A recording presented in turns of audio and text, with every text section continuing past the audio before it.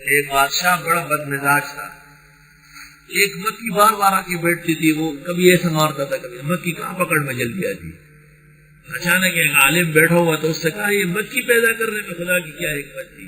کہا فرعون اور زوراوروں کا تکبر سیدھا کرنے کے لیے, متکبرین کو سیدھا کر لیتی.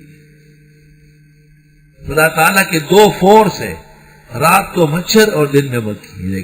چھوٹی چھوٹی مخالیت کام پورا کر رہی ہے.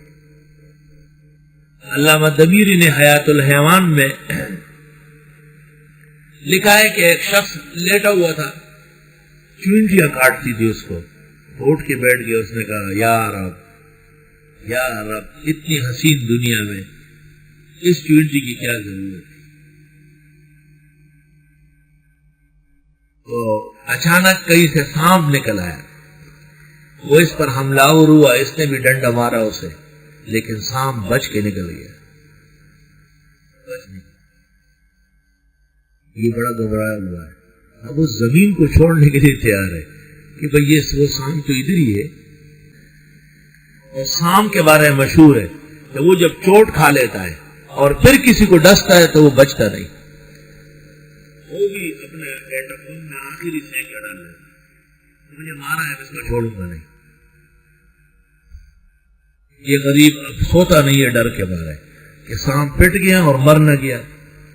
اچانک ایک جگہ نظر پڑ گئی کہ وہاں پر بہت ساری چونٹیاں جمع ہے. اس نے کہا یا اللہ, یہ کہ دیکھا تو سانپ مرا ہوا ہے, چونٹیوں نے کاٹا ہے اسے. فوراً سر کو سجود ہو گیا, اوے اللہ کمال ہے. اور سانپ جب چوٹ کھا لیتے ہیں چونٹی اس کے پیچھے لگ جاتی ہے, اس میں چکنائی ہے, وہی چکنائی کے پیچھے جاتی ہے. چھوٹی چھوٹی ننھی ننھی مخلوقات جمع ہو کے اس کو کاٹ کے رکھ لیتی. ایک ٹکڑا یوں جا رہا ہے, ایک سبزی منڈی جا رہا ہے, ایک طرف جا رہا ہے.